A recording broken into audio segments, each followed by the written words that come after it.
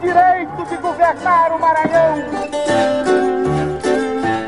O Maranhão não suportava mais nem queria o contraste de suas fabulosas riquezas potenciais com a miséria, com a angústia, com a fome, com o desespero.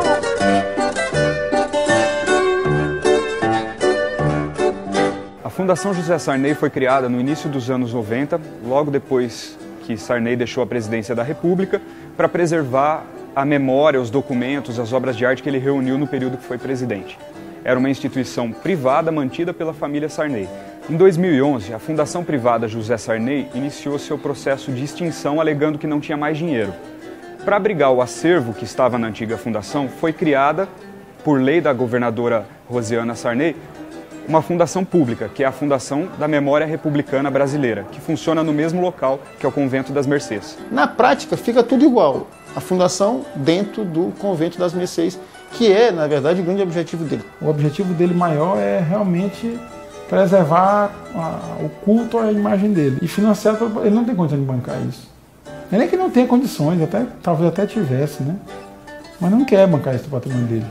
Entre as peças curiosas, há uma série de quadros, mais ou menos uns 30, que ficam dentro de uma sala de acesso bastante restrito. E esses quadros mostram o Sarney, os filhos dele, Rosiana, o José Sarney Filho, o Fernando Sarney, também a esposa, a senhora Marli Sarney. Todos eles, além de aliados políticos, como o ministro de Minas e Energia, Edson Lobão, retratados como santos, como padres, como freiras, como figuras religiosas católicas.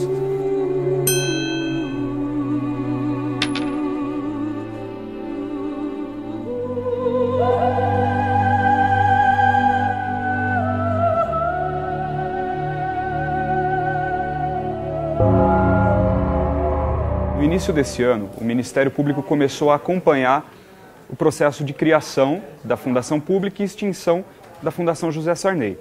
A antiga fundação precisaria ter sido extinta, liquidada, para poder doar seus bens para a Fundação Pública. E isso não ocorreu.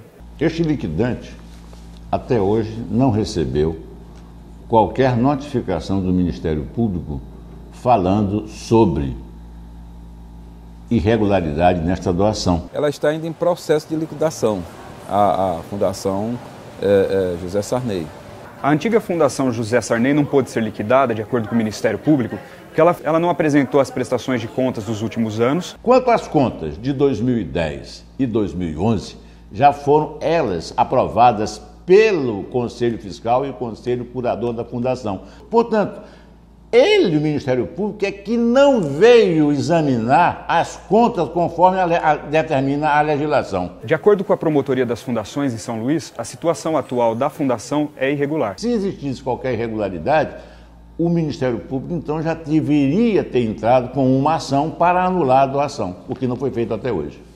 O Ministério Público conhece essa situação desde o começo do ano, mas ainda não tomou nenhuma medida judicial. O promotor das fundações espera fazer uma auditoria dentro de um prazo de 30 dias e aí, se ele conseguir a documentação que comprove as irregularidades, ele vai acionar a justiça. Na prática, você tem aí uma série de funcionários públicos para cuidar de um patrimônio que ainda é privado.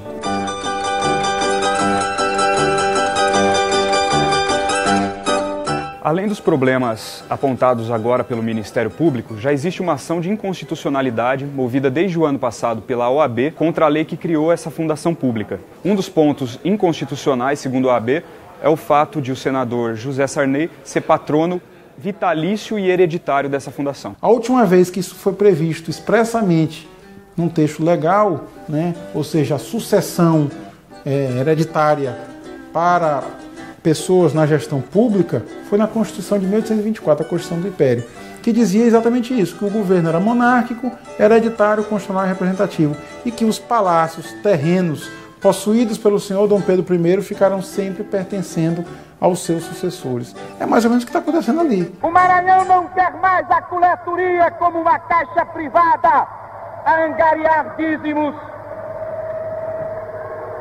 inexistentes para inexistentes arcas reais, que não são inexistentes porque se pode pronunciar os nomes dos beneficiários e identificá-los ao longo desses anos de corrupção.